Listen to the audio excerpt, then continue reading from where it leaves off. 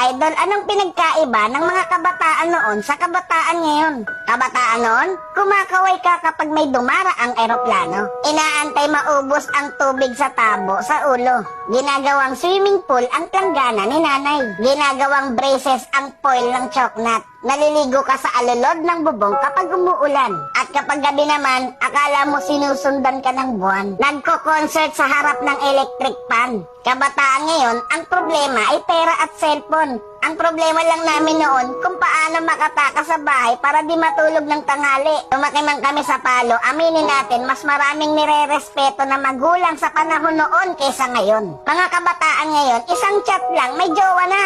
Eh kami noon sa flames lang umaasa. Broken hearted pa pag friends ang resulta. Mga kabataan noon, ang dami ng alam na trabaho. Kesa sa kabataan ngayon, tamad na, puro pa gadgets, di pa mautusan. Minsan nagiging ibon, minsan nagiging paniki. Wait lang. Batako. Idol, hindi kawawa ang batang inuutusan sa gawaing bahay. Ang kawawa ay yung batang lumalaki na walang alam sa buhay. Yung nakaranas lang ang pupuso nito. Real talk yan.